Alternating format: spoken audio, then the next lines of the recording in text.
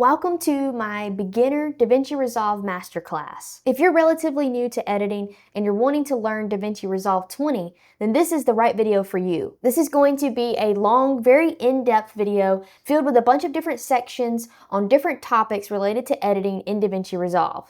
We'll start out with a tour of navigating the software and what each page does. We'll cover color grading, including how to convert your log footage into Rec. 709, and then more details on color grading. We'll do a deep dive into audio and talk about how to get professional sound out of your mic. We'll go step by step in how to edit a complete video.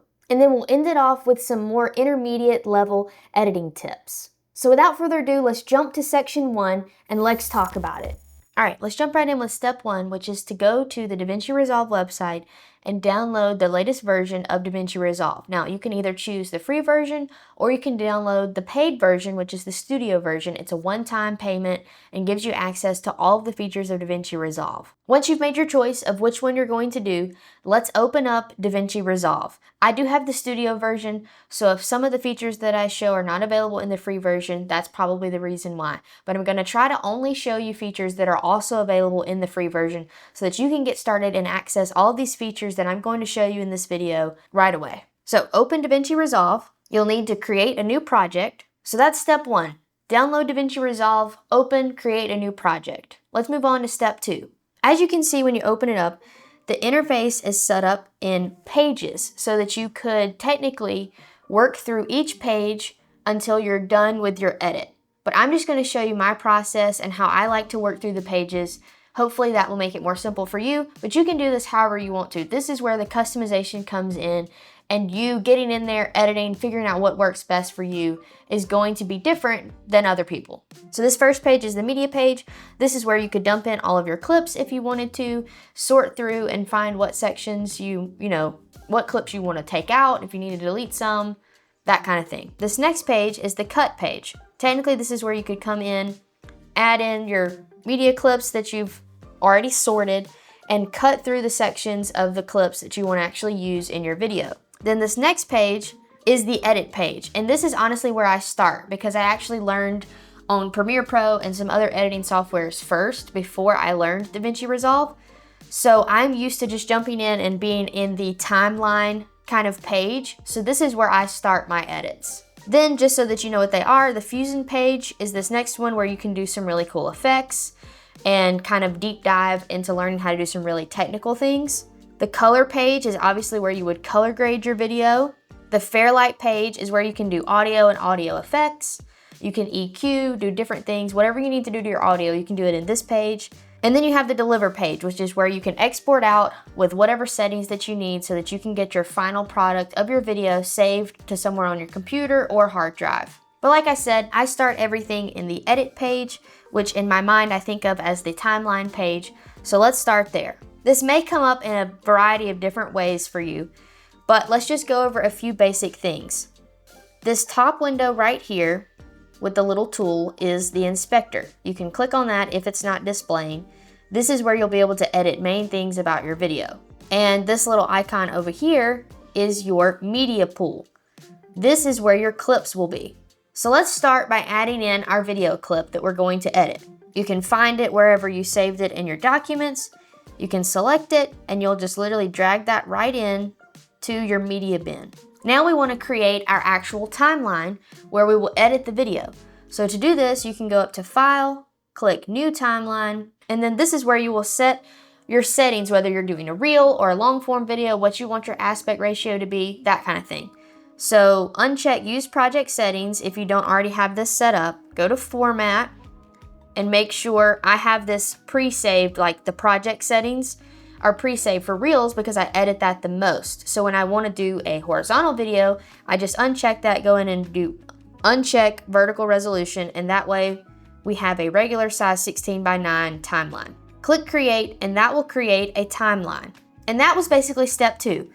Knowing what each of the pages do, bringing in your video, creating your timeline so that you're ready to go. So for step 3, let's actually put our video on the timeline and start editing. You can do this in a couple of different ways. You can double click on your video to watch it in the player and go through and select in and out points for which section of the clip you want to use, Or you can just click and drag the whole video onto your timeline, and that way you can just trim it inside your timeline if you want to.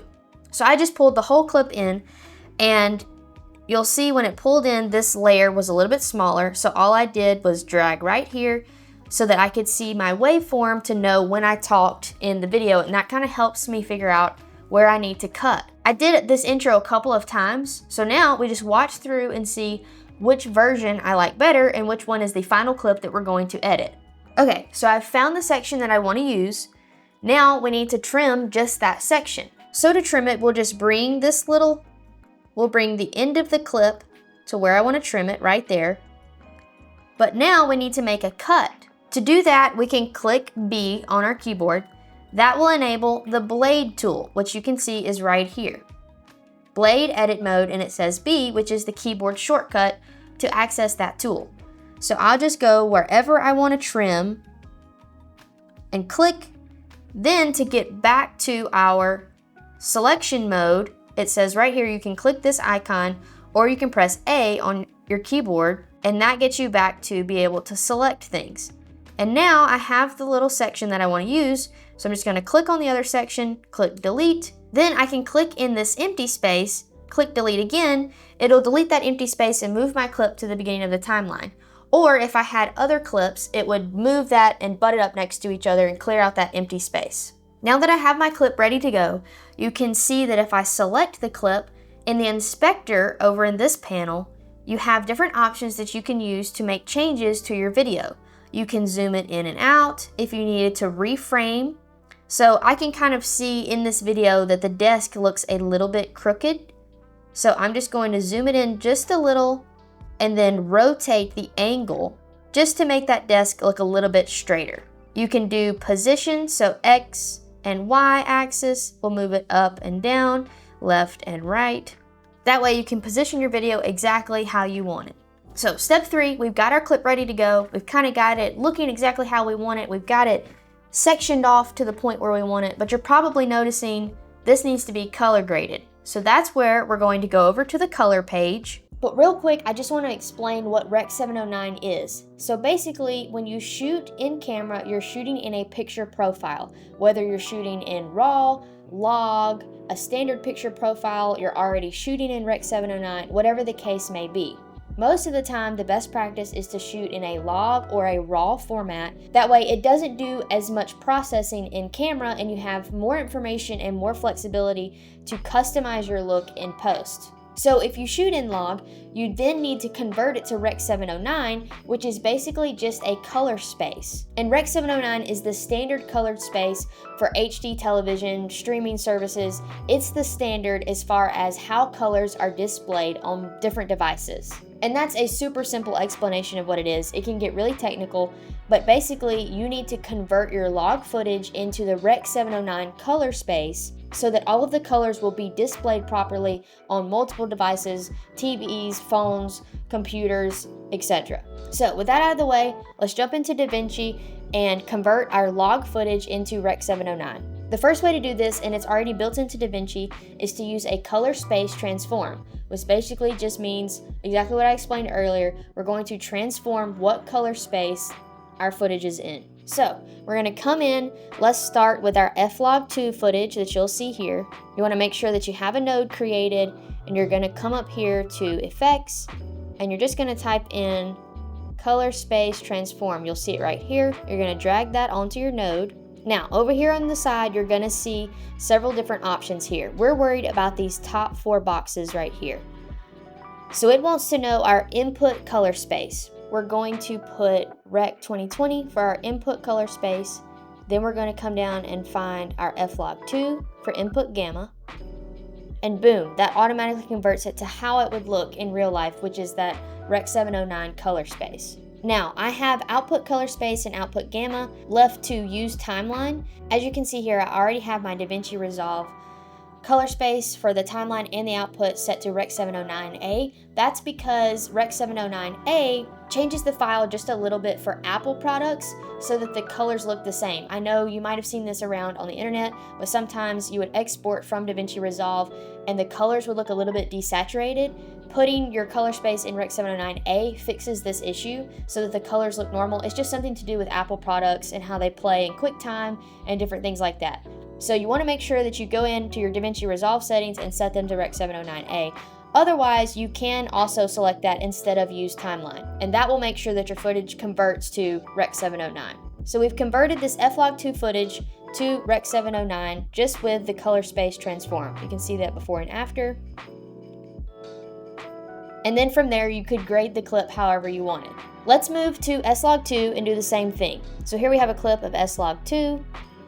I'm going to add the color space transform, drag that over. For input color space for the Sony, we're going to come down here, and my Sony S-Gamut is set to S-Gamut 3.Cine, and then our input gamma is going to be Sony S-Log3. And then you can see that that has converted our S-Log3 footage to Rec 709. Now let's do our last clip, which is the DJI Osmo Pocket 3 footage that's in D-Log-M. And for this clip, I'm going to do something a little bit different. There's actually a free DJI Osmo Pocket 3 D-Log-M to Rec 709 version 1 LUT that will do this completely for you. You don't have to change anything. You literally just apply it like this, and you can see that that converts to Rec 709 with just that LUT. I believe I got that off of the DJI website for free, but I will double check that, and there'll be a link in the description for where I picked up this LUT, because this is the simplest way to do Osmo Pocket 3 footage. Let me also show you how to use some LUTs that convert to Rec 709 when you apply them, kind of like this DJI LUT. So let's go back to our Sony footage. I'm just going to disable that color space transform node for a second. We're going to add a new node. And I'll just, for example, show you one of these phantom LUTs called the neutral LUT. I'll also put a link to phantom LUTs in the description of this video. They're awesome. They have some really great looks. And they convert to Rec 709 and already give you that stylized feel. This neutral one obviously gives you like a neutral look, but a lot of the other ones are a little bit more stylized and give you a look automatically with just like one click. They look fantastic. But you can just see the difference here. It does almost the exact same thing as the color space transform. The neutral is just giving it a little bit of a different look. It's already adjusting some of the colors because it is a LUT. And then by far my favorite LUT to use is Mark Bone. He has a YouTube channel, you can look him up. This is his YouTube log cinema look, and I just love the way it does the colors. It also converts to Rec 709. So there are easy ways for you to find LUTs that you like the way they look, and when you apply those, they already convert your footage to a Rec 709 color space. That way it will make color grading easier. But you can also just use those built-in tools like the color space transform, and DaVinci also comes with a lot of LUTs already built in that can do conversion and different things like that. You'll see here we have a clip that we need to color grade. So let's head over to the color page. Now the first thing to understand when it comes to DaVinci Resolve and color grading the color page is that it works through a node system, which is basically just different layers that you can use to color grade and color correct your footage. So as you add nodes, which you can do on a Mac by Option S, that will add a node. Basically from left to right, this will stack our adjustments on top of each other, almost if you think of it from top to bottom, or you can think of it as stacking on top of one another like that. So from left to right, your adjustments will add on to each other. The first step in color grading or color correction, whichever step you're in, is to convert your footage if you shot it in like S-Log3, or if you shot it in C-Log, if you shoot Canon, or any of the other brands. You want to convert that log footage into Rec 709. So let's just use the phantom LUTs, neutral, and again, however you want to start this process. I always add that on my last node and do my corrections on my first node. Now, as far as how many nodes you have, node trees, getting super in depth into all of that, I'm not going into that in this video. There are several different opinions. There are tons of different ways to do it. I'm not a professional colorist. I know that the traditional way is to have a lot of nodes, and you can label each one, like label one for contrast, label one for tint, label one for white balance adjustment, and that way you can see each and every adjustment on and off on its own individual node. I don't do it that way. It's just hasn't been part of my process. It's something I probably should do. So again, don't judge me on that. Find what works for you. I just dump all of my adjustments onto this one node. So I have my LUT node, and then I have all of my corrections in my other node. I know that's not proper. Don't come at me in the comments. It's just the way my brain works right now. Coloring is something that I'm getting better at, so maybe in the future I'll have a nice node tree and we can all be happy about it. But the point of this video is just to go over the tools and what they do. So let's jump into that. Let's talk about contrast first. There are several different ways that you can get contrast in your video. There's the contrast slider, and you want to make sure while you're doing these adjustments, if you're following along, that you have your waveform open. You can also look at the parade. These are different tools that you can visualize the color of your image and how everything levels out. So just go through and familiarize yourself with these different scopes. So you've got parade, waveform, vector scope, histogram. I usually leave mine on waveform just because it kind of shows the whole image and gives me an overall view of where everything is at. So we can see that as we add contrast using the slider, it just adds contrast, overall to the image, from making it flat to spreading out those highlights, shadows, and midtones. We can reset that.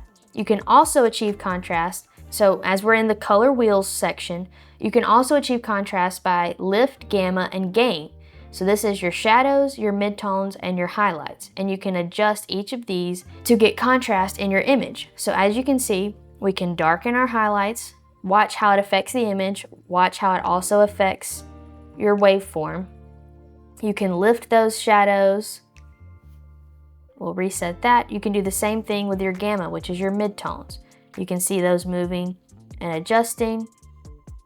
And then your gain is your highlights. So as you increase those, you're of course clipping some of those highlights, but you can also bring those down, and you can achieve contrast using that. You can also come over to the curves tab, and this gives you the most flexibility because you can come in and create points on your graph. And this is your highlights. You can bump those a little bit. You can bring down your midtones, bring them up. You can bring down your shadows and create contrast that way. So you have three different ways. You have the slider, which just gives you contrast. Lift, gamma, gain gives you a little bit more control over your contrast. And then the curves gives you the most control because you can keep adding little points to this and adjusting it super specifically however you need. I mostly use lift, gamma, gain just because it's the easiest and it's a really quick way to do it. I also use the contrast slider sometimes. So let's just come in and get our contrast to a place where we like it. I'll usually come in, let's just increase the slider just a bit. Usually don't go too heavy on that, and then I make minor adjustments with our lift, gamma, gain. So let's just bring lift down a little. Let's bring gain down just a little for some of those highlights, and then boost our gamma just a smidge. And this is a before and after of just giving it a little bit more contrast, a little bit more pop to the image overall. So that's our contrast. Now let's talk about some colors and kind of get into color things. First of all, you've got your basic adjustments here in the color wheels. You've got your temperature, you've got your tint. So let's just make sure that we like the temperature. I might warm it up just a smidge. And then for our tint, let's just kind of look at that. Let's add a little bit of magenta just because it is a little bit green. I'm mainly focusing on my skin tones, just making sure those look good. Again, so this is before and after of our contrast, our tint, and our temperature. You can come down here and even add just a little bit of saturation if you want to. And now let's kind of customize some of these colors. And there's several different ways that you can do this. You can come over to curves, and you have several here that you can click through: hue versus hue. You have hue versus saturation, and you have hue versus luminance. Hue versus hue is going to allow you to adjust specific colors and change their hue. So for example, let's come in and change this blue. So I'm just gonna select, it automatically selects your dropper tool. So you can just come over in your image and select these different blues. That's gonna add points, as you can see, to our graph. It's adding different points so that we can adjust. So we can just go in here, move this one, and then we can adjust our blue, and that will change the hue of that blue. So if we wanna make it a little bit more teal, from where it is, we can just push it just a little, kind of adjust these how we want, and then maybe bring this in so it's more gradual, and that gives us a more teal look for our blue color in the image. We can also go over here and adjust this yellow if we want to. The important thing to remember with your yellow, orange, and red is that it will affect your skin tone if you're just doing overall adjustments without using a mask or anything like that. So we could come in and just boost this a little, just see how it's affecting the image. You can go crazy with it, or you can just do small, just subtle changes right there. And that just gives it more of an orange glow versus the yellow. Now let's click over to hue versus saturation. So this is going to take away the saturation of different colors in your image. So if we want to, we can select these lamp colors again, come over to these points. We could pull down the saturation of that particular color in the image. So as you can see, you can increase the saturation or you can desaturate it. So I actually like that a little bit desaturated. We want to kind of protect our skin tones. So we'll roll that off just a little. We can desaturate that color just a little. And there you go. Now let's check out one more tool that is new for DaVinci Resolve 20. It's called Color Slice. And this is one of my favorite pages in the color tab now, because to me it's easier to adjust different colors than using the curves. So let's in fact go back to our curves. Let's reset that, all the adjustments in the hue and all of that. Let's reset it back to normal. Go back to Color Slice and let me show you how this works. So you can come into your specific colors, like we could take our blue. This is gonna be your saturation, and this is gonna be like your density of the color. Then you can change the hue. So let's just let's drag the hue to more of a cyan like we did with our curves. We can increase the saturation or desaturate it. Let's desaturate it a little. And let's play with density just to see what it looks like. And then let's do the same thing with our yellow. We can bring that more orange and we can desaturate it a bit, play with the density, see what that looks like. And it labels your skin tone, which is really nice, because then you can adjust that skin tone color, which in this image actually covers a whole lot of the image because there's a lot of orange or skin tone colors. But you can easily come in and adjust all with the Color Slice tool. So just with those small adjustments and only using a few tools, here's the before and after. We created like a minimal stylized look, but it looks really nice, and I didn't use a ton of tools. It didn't take me a ton of time. That's how simple this can be. And here's the most important thing to remember. In DaVinci Resolve Color, there are so many tools, and a lot of them do the same thing, but they do it in different ways. Just like with contrast, you can use the contrast slider, or you can do contrast with lift, gamma, gain, which gives you even more control, or you can have even more control if you use the curves. But all of them are doing the same thing, you're just getting to your end result in a different way. And the easiest way to understand all these tools is just to get in there and see what works best for you. I know that there are very technical rules in color grading, and professional colorists use certain systems. They use, middle grade needs to be 18%, or, this color should be a certain value. But if you're just wanting to do it for fun, or if you're just wanting to make your videos look better, you're not wanting to go the professional colorist route, this is just my process on how I use some of these tools in a super simple way to still get great results for your video. I basically live in the color wheels tab. I use saturation, temperature, tint, contrast, lift, gamma, gain, and your offset. I don't know if I mentioned this earlier, but your offset can affect your whole image. So that can just bring up everything just a little or bring down everything just a little. And then I love the Color Slice tool to go in and edit my colors and give it more of a stylized feel. So that was step 4. We made sure and color graded our video. For step 5, we'll make sure that our audio is good to go. You'll see in my timeline, I have this clip and we want to make sure that the audio sounds really nice. So I'm just going to trim a little section just for us to work with for this demonstration, and I'm actually going to duplicate it so that we can have a really nice before and after. This is what the clip sounds like with no adjustments. This is just straight out of camera. I've recently been using a tool called vidIQ, which is basically AI for YouTubers. This can help you come up with scripts, title ideas. It can create some AI thumbnails to give you ideas. Sounds pretty good so far. And you can see over here in the audio panel, I haven't made any adjustments yet. That's just how the microphone sounded straight out of camera. That's actually the same microphone I'm using right now, the Hollyland Lark Mark II. So it sounds pretty good without us making any adjustments, but we can make it sound even better. The first thing I always do is add AI voice isolation. So we're just going to turn this on with our clip selected, and the amount you choose, you can play with it and kind of see what sounds the best.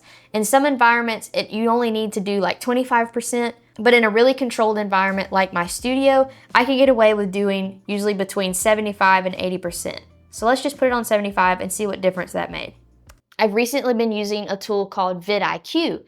So basically this just isolates only your voice. So it takes out some of the air conditioner noise, it'll take out low rumbles of cars going by, different sounds like that. And maybe if your mouth makes a little bit of noises, like some S's or some, mouth sounds that we all hate to hear. Does anybody else have like a thing about mouth noises? I do, it drives me nuts. Anyway, voice isolation will kind of remove all of that and isolate just your voice. So let's just turn it on and off and kind of see what it's doing. I've recently been using a tool called vidIQ, which is basically AI for YouTubers. This can help you. You can see there was a little bit of room echo, and it's just kind of taking that away, isolating the voice so that it has a really nice studio sound quality to it. So that's the first thing that I always do. I usually do about 75-80% on my YouTube videos because I'm in a controlled studio. You really have to test your audio clip. It depends on if there were like other people talking in the background. It really depends on the scenario with how much voice isolation you can use without it sounding kind of weird. So just play with it, test it out. It's a really awesome feature and it levels up your audio literally with just the one click and being able to adjust your amount. So that's the first thing I always do to my audio. Well, not necessarily the first thing. If I need to, I'll adjust volume. If it needed to be brought down or brought up, that's usually what I'll do first, is kind of level that audio. Then I'll apply AI voice isolation. The next thing I do is actually come over here to the Fairlight tab. We can zoom this in just a little so we can see both of our clips. This is the one we're making all of our adjustments to. And for this next example, I'm actually going to move our second audio to layer 2 because I'm going to do EQ. Now, don't be afraid, EQ can be really in-depth. I do the very bare minimum when I EQ, just to edit the sound just a little to give it a better sound. I'm a musician, so I kind of have more of an ear for how things should sound, but anybody can do this. So the easiest way that I do it is just come over here to our track 1. You want to make sure that everything on track 1 is something you want to EQ. And I always have my main audio on track 1 and I'll just EQ that whole thing all together. So we're just gonna double click right here on EQ. This will pull up our equalizer. The first thing I always do is enable band 6 and band 1 just to roll off your lows and your highs. I'll usually roll lows to like 100, maybe 105, 107. And that's because the human voice actually doesn't even affect any of those low frequencies, lower than like 115. So that's gonna be able to cut out a lot of that low rumble that might come from your air conditioner or a car going by or something like that. Because you're not affecting the human voice if you affect those frequencies below like 115 hertz. And I promise I'm not gonna get super technical in this, just giving you some overview of why I'm doing certain things.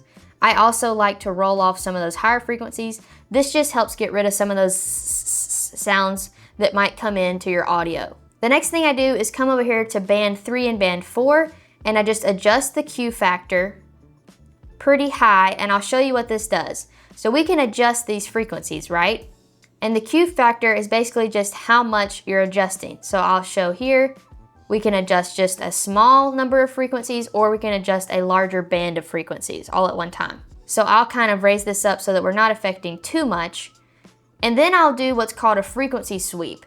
And basically I will max out that frequency and I will sweep the audio to try to find those icky sounding frequencies, and so that we can drop those out a little bit to give the sound a better quality. So I'll show you what this means. We're gonna go over here, just make sure our clip's at the beginning.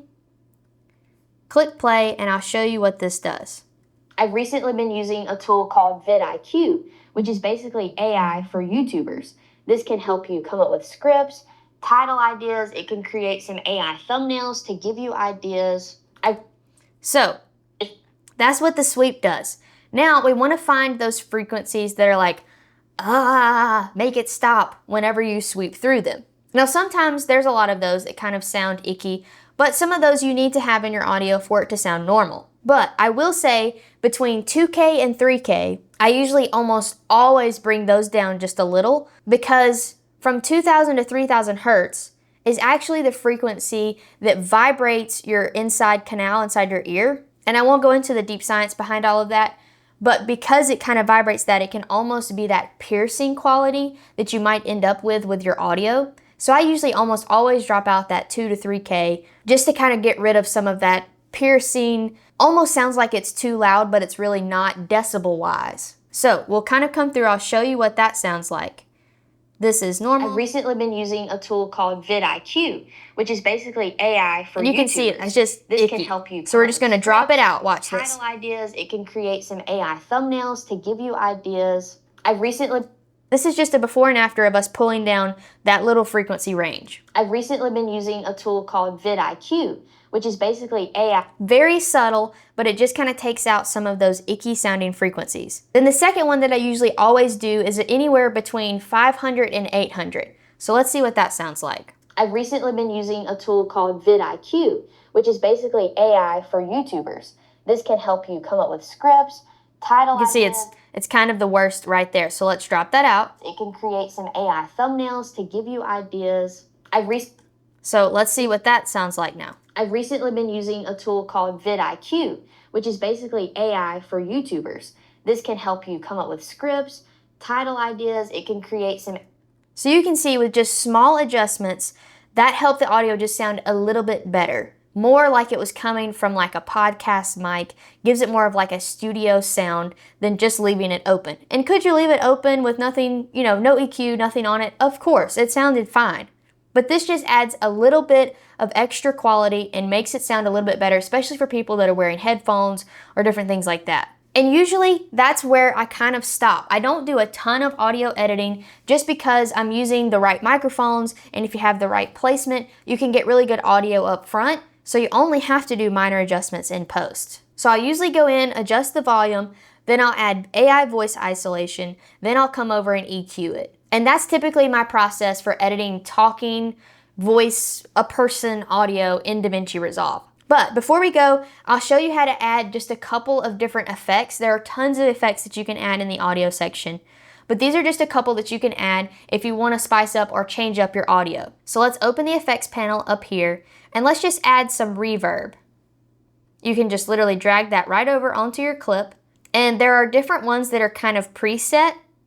I have one preset for my church because I do preaching reels, and so I love the way I kind of got this tuned in. So I'll just show you these settings. You can pause the video and screenshot these settings if you want to recreate this same reverb sound that I use. But let's just see how we can apply this to this clip and get a feel for how the reverb sounds. So your overall level of reverb will be controlled by your output, your dry or wet. So if it's dry, that's just going to be just the audio, and the more wet it is, it will be the reverb added in. So all plain audio, all reverb, or you can mix it in. So let's just start low and I'll show you what this sounds like. I've recently been using a tool called vidIQ, which is basically AI for YouTubers. This can help you come up with scripts, title ideas, and all the way wet is just the reverb. I've recently been using. So let's start this over. Let's just add in a little bit. I've recently been using a tool called vidIQ, which is basically AI. So it almost sounds like I'm giving a presentation in like a big hall. So that's just one way that you can add reverb. You can go in and adjust all of the tones, the different things to get the sound that you want out of your reverb. But for this clip, I don't want reverb, so we'll just turn that off. Let's go back to effects. Right here, you'll see high pass and low pass. So let's just see what these do. Let's drag low pass onto our clip. Then we'll start our clip from the beginning, and you can adjust this point to roll off and only allow those lows to come in. So this is basically kind of what we did on our EQ, but in more of an extreme case. So you could do this if you wanted to make it sound like I was talking in like the room next door. So let me show you. I've recently been using a tool called vidIQ, which is basically AI for YouTubers. This can help you come up with scripts. So it sounds like I'm in the room next door. Just makes it more muffled. Sometimes you can use this in small amounts if, for example, you have a song that has a lot of like really bright points. And since I have a brighter female voice, sometimes a brighter song will kind of compete with my voice. So I could throw on a low pass filter and kind of mute that music just a little bit to take away some of those highs and kind of give it more of that muted feeling. The high pass filter is the opposite. So let's turn off the low pass filter. Let's add the high pass filter. And it sounds like it's on like a cell phone. This can help you come up with scripts, title ideas. It can create some AI thumbnails to give you. So you could do that if you're doing a scene and someone is talking on the phone, you could add a high pass filter to mimic that sound of the person's voice coming from a cell phone if you're standing, near them. So that's high pass and low pass. There are so many more effects that you can do. My advice is just to play around with it, figure out what you like, and get your sound to how you like it, because audio really is personal preference. So once we've done that step 5 of making sure our audio sounds really good, at this point, you could totally export this video and upload it, and it would be a great video. But let's add just a little bit more by adding some custom text that kind of makes this video pop and add some visual interest to the video overall. To do this, we're gonna go up to Effects, which is right here, open that panel, click on Titles, and click Custom Text, or Text Plus. This allows you to customize the title. There are also built-in different styles of titles that you can use, but we'll just go ahead and select Custom. We can drag that over our clip. You can come in and select what fonts you want to use. You can change the color and where you want to position it, how large it is. And then we can go in and just type what I'm saying here. You can adjust the tracking, which is just the spacing between those letters. Beginner Basics for DaVinci Resolve 20, and a step-by-step guide. Now we can come in and just make some of these big and reposition them. Okay, so we've put some text on. Now I'm gonna show you how you can animate the text just a little to give it a little bit of movement. So at the beginning when it says, in this video, I want those to kind of drop in. So for this first one, I'm gonna have the text slide in this, and then video come down from the top. So to do that, I'm gonna come to right here, and this is where I want the text to be at this point on the clip. So I'm gonna go over here and select these little keyframes on position and zoom while I have the text selected. I'm gonna go back to the beginning and just drag that X axis all the way over until it disappears. Then I'm gonna right click on this and say ease out. And if you click this little arrow, it'll take you to that next position that you marked, and you can just say ease in. And this will just make that transition smoother. So let's see what that looks like. In this video, that's cool. So now let's make video come down. So we're gonna keyframe right there, go to the beginning of the clip, and I want this one to drop in from the top. So I'll just move the Y axis all the way up. And then again, to make it smoother, I'm gonna say ease out on both of those little keyframes. And now let's see what that looks like. in this video, So that's cool. Now, let's do a different effect on Beginner Basics for DaVinci Resolve 20. So for Beginner Basics, let's find where we want it to stop here. Beginner Basic. So let's, right there, click on Title, come down to Right On. We're gonna make a keyframe. Then go to the beginning of the clip and just drag this little line. You'll see the letters disappear. And this will make it appear as if it writes the text on the screen. So you can see what that looks like. Through Beginner Basics And then we can do the same thing for this clip. for DaVinci Resolve 20. We'll set the keyframe, come back to the beginning of the clip. It's for DaVinci Resolve 20.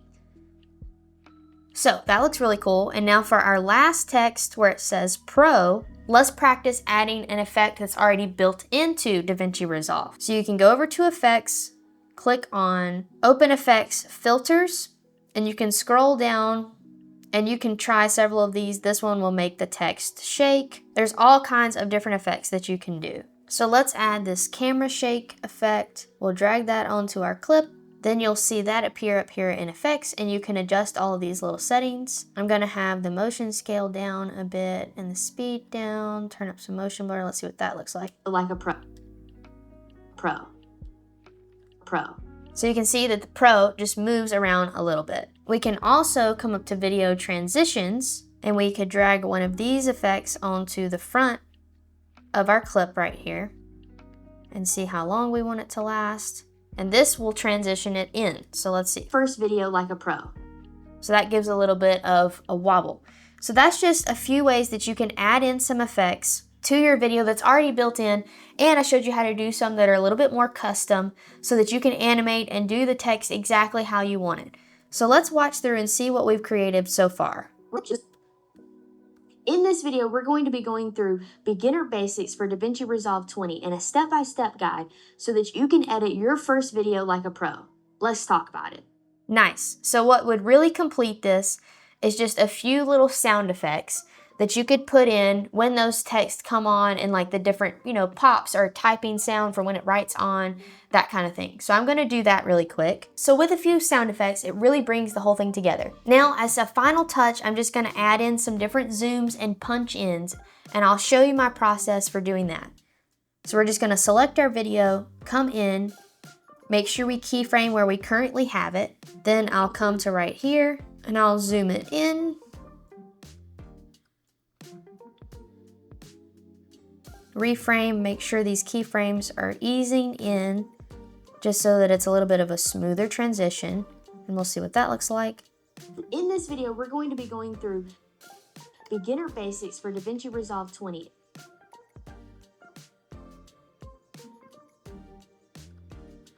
We'll keyframe again, come here, zoom it back out.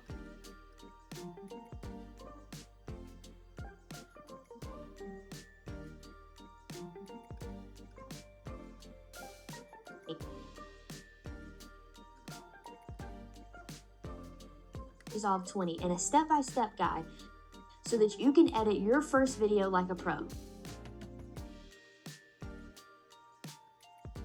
And then we'll do a little pulse right here since the word kind of pulses so that it matches. Video like a pro.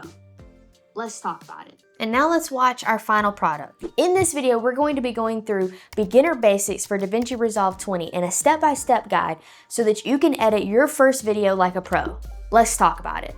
And of course, you would put this in a full video, maybe with some music in the background, and this is really how you can edit in DaVinci Resolve with some very basic tips and tricks and make your video look professional with just these few steps.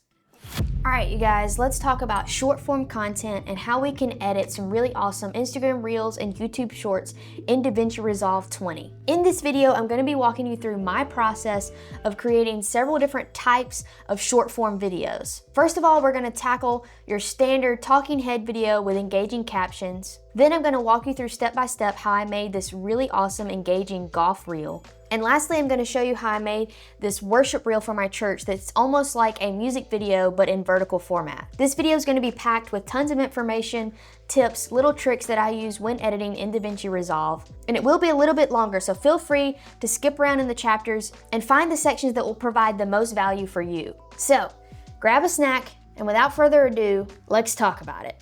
We're gonna dive straight into DaVinci Resolve 20. And our first piece of content that we're going to work on is a talking head video that we wanna add captions to so that we can post it on Instagram Reels and YouTube Shorts. So you'll see here on my timeline that I have a 54-second clip of one of my long-form YouTube videos. Now, disclaimer, I know it's gonna seem like for this first reel, I'm skipping some steps in the editing process, and that's only because this video is about making finished final products and my process for doing that. It's not necessarily about color grading or about trimming and editing your videos. I have some other videos like that on my channel, so be sure to check those out. This is going to be more of those final touches, polishing sections of how to make a really nice short form video.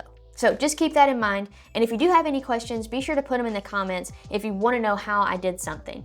I'll do my best to answer in the comments, or I could make another video or refer you to an older video. Anyway, back to the video. Now we want to add captions, so that's at the step of the process that I'm at so far. This is what's going to make this really engaging for people on social media to watch. So we're just going to come up here to Timeline. We're gonna go to AI Tools and create subtitles from audio. I'm just gonna leave these settings as default. We're gonna click Create. So now we have our auto captions created.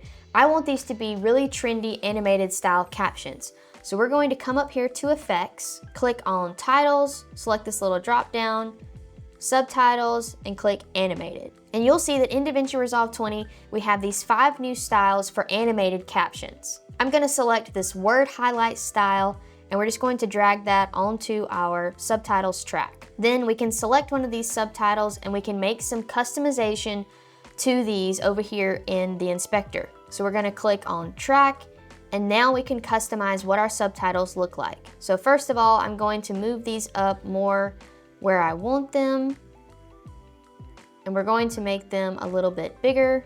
And you always want to make sure when you're putting subtitles on that you think about the different overlays that will be on YouTube Shorts or Instagram Reels. So you want to make sure that your captions don't overlap with the like button, the share button, or any of the captioning at the bottom. So you want to position your captions in a good place. That way they're not too far over to the side and will interact with any of those elements from the actual social media platform. So now we just need to decide what colors and font and style we want this to have. So I'm just going to come in here and change the font. I really love this font right here. Now we're going to come in and change our colors. Let's come in with like our Let's Talk green. And then for our highlight color, we can pop in with like this bright orange. Cool, so I'm liking that. Now that we kind of have it customized how we like it, we need to watch it through and make sure that it got all of the words correct. So I'm just going to do that really quick. Okay, so I just watched it all the way through. All of the captions are correct, so we don't have to worry about that. And honestly, this is looking like a finished product. So if we were happy with this, we would just go ahead and export this out. So I'm just going to export this short form piece of content. Now, here is our finished product. Sometimes you buy just one piece of gear and it changes everything. It gives you that space to really grow and kind of take your skills to the next level, which really just opens up the windows of opportunity and puts you in the right frame of mind to create your next piece of content. This is a piece of gear that really does check all the boxes. So let's talk about this new piece of gear that I'm really loving. And if you haven't guessed what it is yet, I'll show you right now. It's this, the Small Rig 10 watt max flashlight. It's basically a flashlight. It has 4 colors. It has blue, white, red, and orange. And you've got this little rubber attachment on the front where you can put in several different gobo attachments. It comes with 20 different gobo attachments so that you can put in to display different shapes on your background. I have absolutely been loving this light. I think it turned out pretty great, but I know a way that we could make it even better. There's an AI tool called Submagic, and it has the trendiest, coolest looking captions of any software that I've ever used. And I know this video is about editing in DaVinci, but I want to show you this because their animated captions far exceeds what DaVinci can do. So I'm going to export that same video without the captions, and we're going to come over here to Submagic. Once it's uploaded, we can now come in and edit the captions. There are tons of different styles to choose from in here. All of them have really cool animations.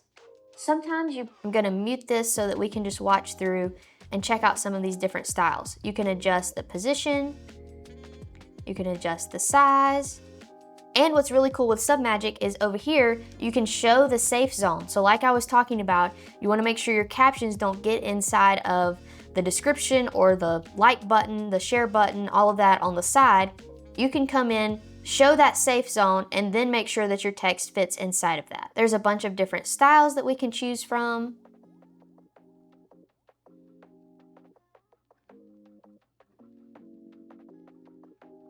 And all of these just look so professional. They actually give you that look that you're wanting to find when you're trying to get captions. You want it to look like all those cool, trendy captions that are already on social. This is where they're getting those, and they look so good. And I love how you can literally just do this in clicks. You upload your video and you just click through what style you want.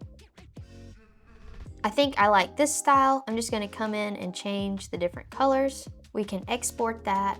And here you can see a comparison of the DaVinci Resolve captions versus the Submagic captions.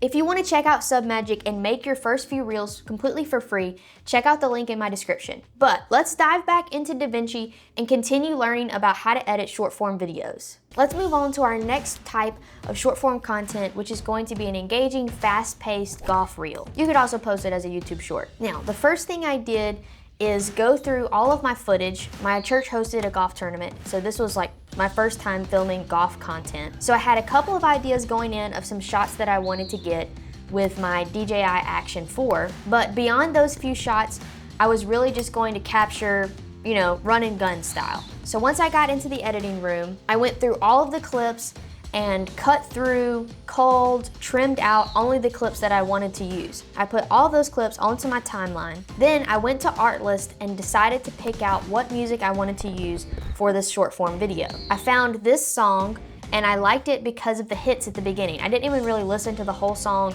I just listened to those first, like 30 seconds, got a feel for those hits, and I knew that I wanted to kind of make this a faster paced video and I could do some really cool things with the beat of the music. So I found this song, and I really liked those drum hits. So I knew that I could do some really cool cuts between the different clips on those beats. So I put the song in DaVinci Resolve, and then I started sorting through the clips. I had put all the clips on my timeline of the little sections that I wanted to use, and I had separated them into two categories. I sorted them into detail shots and then the actual tournament shots. The detail shots I was able to capture before the tournament started on the putting green, the driving range, and I was able to kind of get some specific shots that I asked them to do certain things, and those were my detail shots. Then there's the footage I got during the actual tournament, which is more just from afar. You can't really engage with the players once they're actually playing in the tournament. So I knew that I would want to use a combination of some of those close-up detail shots with the tournament shots to make it feel more engaging and change up the pace from just being a bunch of really, far away shots of players playing golf. That's how I started. From there, I just started going through the clips and figuring out how I wanted the video to start. I had someone put on their glove with the action camera to give it that point of view. So I knew I wanted to start with that because that was like the first initial action that made sense for the video, is putting on the golf glove. Then my next shot is the golf ball being teed up and you're getting ready for your first drive of the day. I was also super strategic with this because as part of the players' gifts for this tournament, they got custom golf balls with the tournament logo on it, the TLC Classic. So I had my dad, who was there, he's a golfer, he's awesome, come over to the driving range, and I had him tee up one of the balls that he'd received as the gift with the logo on it and act like he was fixing to hit it. Then for the next shot, we swapped out that ball with a range ball, because he's on the driving range, to the cap of his golf hat to give a point of view of him swinging the golf club. So then I had a choice to make. I could let that whole swing play out so that you watched him hit the golf ball, or I could do something that would drive the story forward. So I decided to cut on the action being him coming through and actually hitting the golf ball. That's where I decided to cut the clip, because cutting on action tends to drive the story forward. And I also do this to line up with the beat. So instead of you seeing him hit the ball, you then see 3 consecutive similar shots of other people during the tournament hitting the ball. So this builds up the pace and also gives a really powerful intro. So as you can see, these were 3 shots that were similar. They were framed in a similar way, and I did them all back to back to, number 1, kind of flow with the music, number 2, to build the action, and number 3, to just move the story forward even faster. So here's that whole first 6 seconds again. And now watch it after I've explained what I did for each one. Now watch it again and you'll be able to really tell what I was doing with each of these shots.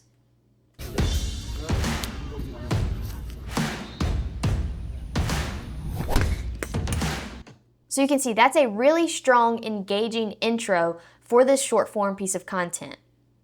I then cut to a very short black screen just to kind of reset, and we come back straight into a detail shot. Then we just continue to follow the beat of the song and alternate between those detail shots and tournament shots. So we have a detail shot of the club coming back in, straight into a detail shot of one of the players' faces, and as he hits, I switch to tournament footage. But again, I switch on the action. So as he's coming through and hits the ball, I switch to a clip of someone making contact with the ball during the tournament. So if you play those 3 clips back, it looks like one shot, but it's actually 3 different people.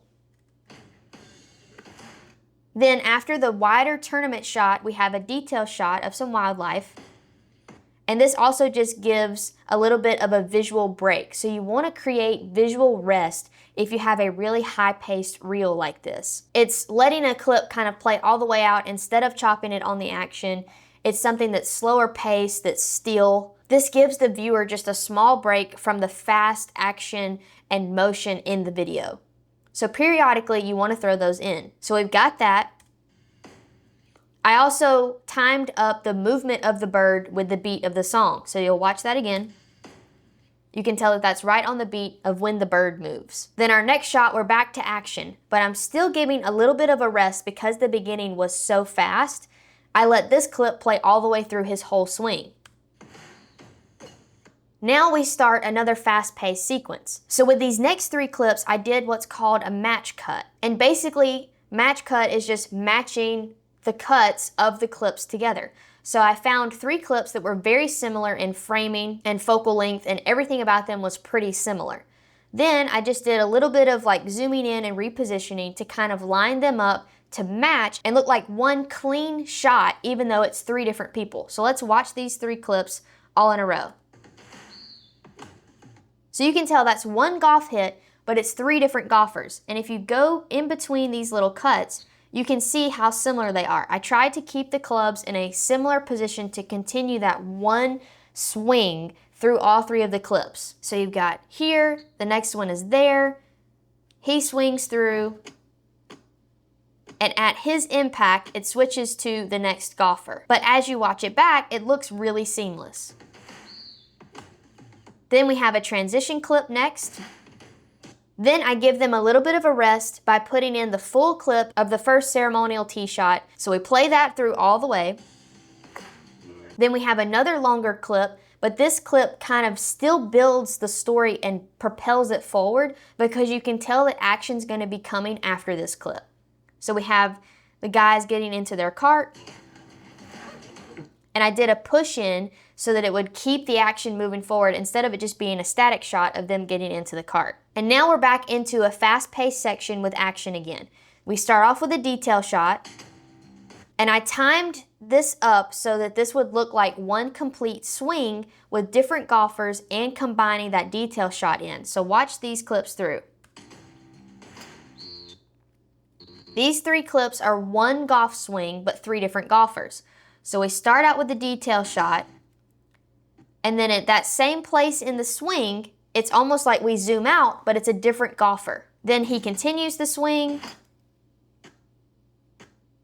and at that same follow-through point, see, this time I changed it up. I let him hit the ball, but then I changed to the next golfer for the follow-through. Then we have a quick transition clip of the golfer on the green to transition to letting you know we're about to be putting.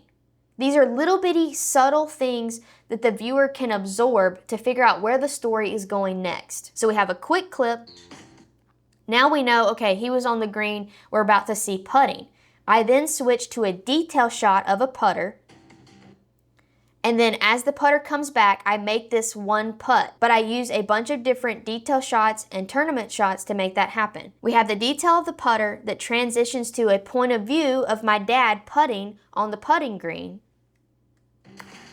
And then I can combine more putting shots because I've already established, hey, we're on the green, there's going to be several people that are putting here. So I was able to switch to another person putting. And I did this as a match cut on impact, so you can see it transitions right here. This framing is not the same, but because I cut on action, it still looks pretty seamless when you watch it back. Then we have this cool detail shot of an out of focus ball going in the hole. And this also gives a little bit of visual breakup. So all the clips have been super sharp, super detailed so far. Throwing in one that's a little bit out of focus helps give the viewer something different to look at and almost like resets your brain. So we let this clip play all the way out of the ball going in the hole. Then we cut to a detail shot that was on the course. This tournament was in honor of this man right here, so I cut to a clip of the cardboard cutout of him that everybody was taking pictures with and loving the whole day. And it's almost as if he's giving you a thumbs up for making it in the hole on the last clip. Then after that shot, we're back to teeing off again because that's what makes sense for golf and the flow of golf. So here we've got a tee shot, and then it's followed by just some action builders. So we've got a tee shot, straight into a putt, straight into another tee shot that's also a match cut. So you can see here, they're at the same tee box, and I just lined up on impact to switch to the next golfer. You can see here that the framing's not even that perfect. I could have spent a lot more time to get to, zoom in, get the framing a lot more lined up, But I was making this video in a hurry, just wanting to get it wrapped up, so I didn't take the time to do all of those little details, but it still looks really seamless. So we'll just watch this back. This is one shot, but two golfers. Now, to give everybody a break from the fast action, I let this play all the way out. Same thing here. And I'm following the pace of the music because the music has just kind of broken down into like a little bit of a more low-key part of the song. So I let these longer clips kind of build and slow the pace down.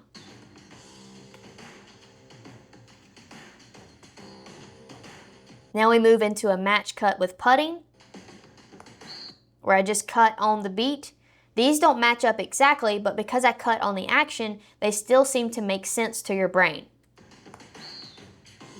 Now here's where I kind of tricked everybody up. You've been watching the video so far, you're 35 seconds in, and what you've seen so far is that the match cuts are the same type of shot. So a tee shot into a tee shot, a putt into a putt.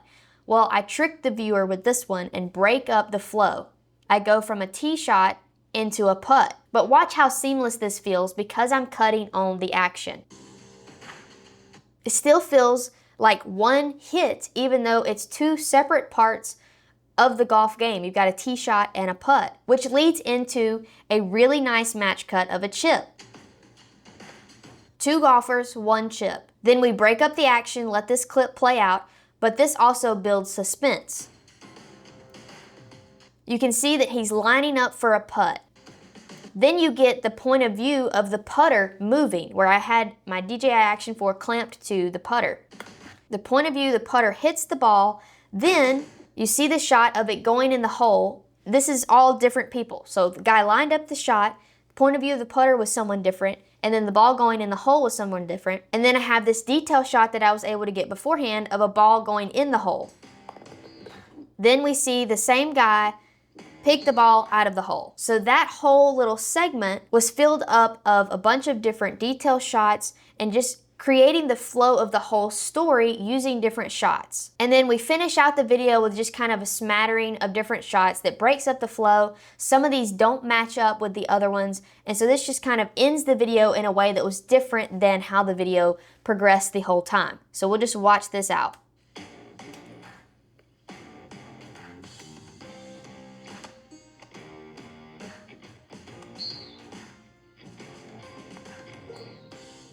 So you can see that those shots finish out the video really nicely, but they kind of break up the flow. Some of them match, some of them don't, some of them feel like one swing, some of them just feel like they're on their own. And that kind of breaks up the flow from the beginning of the video where it was a lot of them matching and feeling seamless. Now, what really makes this video come alive is the sound design. Sound design is crucial in any video that you're doing. It will take your video from being average to being professionally done. Here's an example of this. Listen to this video with just the in-camera audio and the music.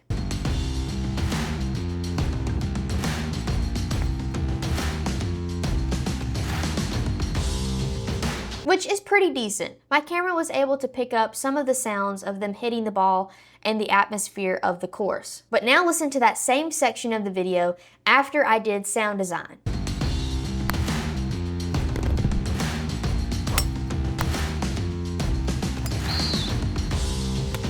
It's a totally different feeling.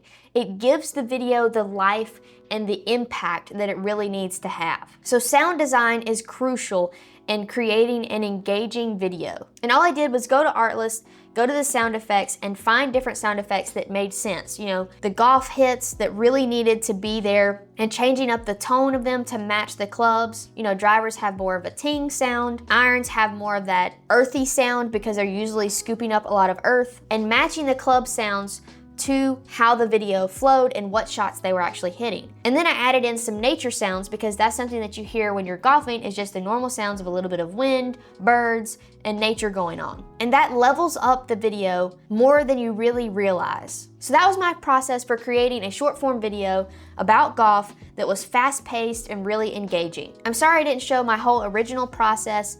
Maybe next time I'll be able to film me actually editing it, but again, this is not a detailed video about how to do certain things. This is more of an overview of how I created this. So this is from the finished product standpoint, kind of working backwards. Now, for this last piece of short form content, I'm gonna show you a worship reel that I made for my church, but it's also basically a music video that's vertical. Same thing with the golf, we're gonna reverse engineer this. So I'm gonna walk you through how I made this final product. You rescued me out of the mess I was in. You traded my sorrow for something to sing. Now I'm dancing on the grave that I once lived in. Again and again and again and again. You rescued me out of the mess I was in. You traded my sorrow for something to sing. Now I'm dancing on the grave that I once lived in.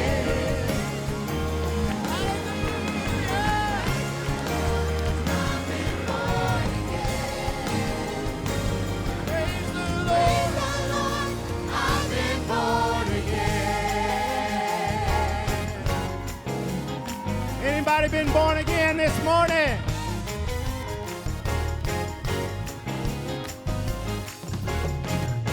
Dancing on the grave that I once lived in. Dancing on the grave that I once lived in. Dancing on the grave that I once lived in. Dancing on the grave that I once lived in. Dancing on the grave that I once lived in. Dancing on the grave that I once lived in. Dancing on the grave that I once lived in. Dancing on the grave that I once lived in. Dancing on the grave that I once lived in. Dancing on the grave that I once lived in. Dancing on the grave that I once lived in. Praise the Lord, I've been born again.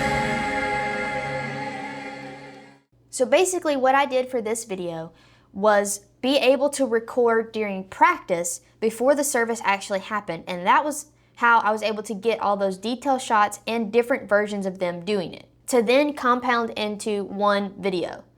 And what really helps with this is at my church we use tracks. So that means that pretty much every time they play or sing the song, they're going through that same pattern every single time. And that's what made this be able to work really well. So during practice, I actually had the drummer wear the DJI Action 4 to get that POV shot of the whole song. Then while he did that, I went around to the other musicians and got those detail shots of them playing the different parts of the song. Then in service, I'm down front and I'm able to film wider shots of the choir singing and kind of pan back and forth to make those shots look different to where it's not just one angle the whole time. And then I just layer all of the clips on top of each other and line them up with where it makes sense in the video and what parts of the song it is. So you can see as we come in, on this bottom layer, I have these two main clips. These longer clips right here are the ones from the actual service where I was down front and just recorded those clips, you know, panning across to this side of the choir, panning to this side of the choir, panning to the keyboard for a second, and then the audience.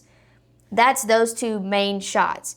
Then you can see all these other little layers and clips is where I layered over and lined up the action of them playing to that part of the song. And a lot of times you can cheat this system when you're doing more of a music video style look. Sometimes a part that they're playing may not be that actual part in the song, but it may fit enough and look like enough to match and people will never know. So we'll zoom in and kind of go through these clips one by one. I was able to line up the drums almost exactly because he had played that song in practice, and so I just matched that with the audio. So that way at any point that I needed to cut to the drums, I knew that it would be on beat because our drummer's really awesome. He plays almost exactly the same in practice as he did in service. So those hits lined up almost perfectly. So anytime I needed to cut to a clip, that was kind of like my fallback clip because it was the whole song and I knew that it would match wherever I needed it to. So that's some of these first clips is I wanted to show the singers during the service. So we started out with the choir, then I went to a drum hit on those cymbal hits. So I'm also listening for the music and what I need to show compared to what you can hear at that part of the song. So for that cymbal hit, it would make sense for you to see the drums. Then we go back to the singers, and that's a tom roll, so I showed the drums again. Singers,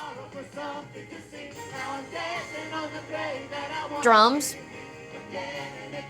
and it's singers, but I used that drum clip to actually cover up me panning to a different side of the singers. So if we disable this really quick, you can actually see that I'm over here on the right side, and I panned quickly to the other side of the choir. But to cover up that fast pan, I threw another drum clip in. So then it feels like it's a completely different camera angle, but it was actually just one continuous clip that I recorded, but I would pan to different parts and then I covered up those, not all the time, but some of the time, with other clips that I put on top. Then we let that play out for a little bit. Now we're gonna cut to a piano clip. And you can tell that doesn't line up completely, but she is actually playing that part of the song. But during practice, there's always like little things that don't exactly match up to how you played it in service, but this was really, really close. So look how well this matches. Now we switch back to the singers. That was a drum hit, dun dun, so I went to a drum clip. And then I switched to a guitar clip just to change it up. Because you can also hear guitar right there once it goes to that interlude. You can see him doing those walk-ups, so that really makes sense right there. Now we switch back to my main clip, but I've already panned over to the keyboard. So I use that guitar clip to cover up me panning from the singers over to the keyboard, and it looks like it's a totally separate clip that I filmed, but it wasn't, I just panned to a different part. So then we have the keys. And then once he walked in front of the frame, I switched back to the guitar. Then we're back to drums. And what's funny about this whole little section is you can see I didn't actually film during the service with my main camera right here.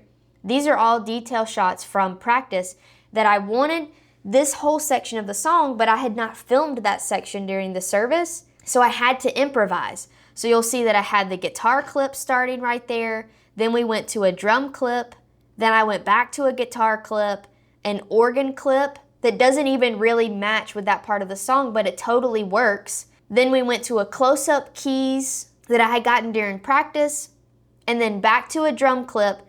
Then I come back in with actual service content. So let's just watch this whole little section.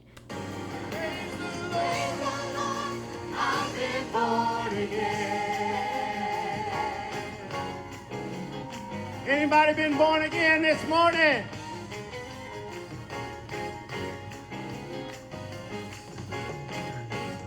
So I was able to match that really, really well, and then we ended with the drums.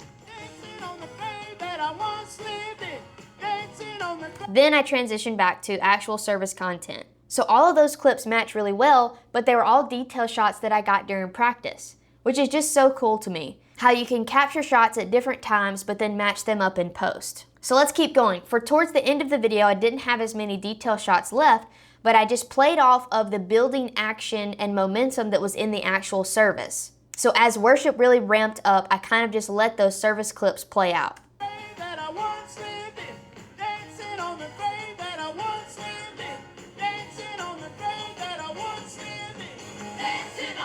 So you can see here, I was zoomed in on the soloist, then I zoomed out to go back to that wider view and also do that to give a little bit of action and momentum. And this was just how I filmed this clip during the service. So you can see here that I zoom out because the music changes. And then I give a little bit more motion to the camera because the action in the worship is building in the song, and you can feel that. So I wanted it to feel it through the camera by giving that little bit of bounce to the beat. And then I panned over, but I'm wider now, so the pans are not as distracting. I had another detail shot that I was able to put in right here. And then we're back to that original service shot where I pan to the crowd. I zoom in on the keys, and you can tell that he was fixing to walk in front of the camera right here. So I switched to another detail guitar shot, and it's almost as if we were here and we zoomed past the keyboard to the guitar and then zoomed back out. Because I backed away with this detail shot, it seems to zoom perfectly back out to the keys shot.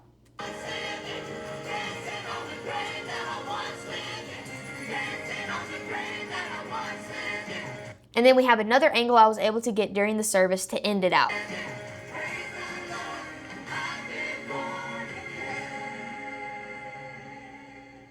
And so for audio on this video, my main audio is coming from our soundboard, and that's the foundation of everything. And then I actually layer in-camera audio to accentuate different parts and give it that live feeling where you can hear people worshiping and kind of give it that like you were in the room feeling.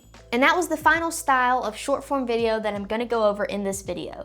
There's so much more that I could have went into, but I just wanted to kind of reverse engineer and kind of just explain my thought process on creating these different styles of short form content. Let me know in the comments if you want deeper dive videos, if you have more specific questions about the beginning of the process. I know I didn't record myself editing these. I'm just going back after the fact and explaining how I edited them. But anyway, hopefully you found some value in this video. If you did, be sure to check out some of my other DaVinci Resolve videos on my channel.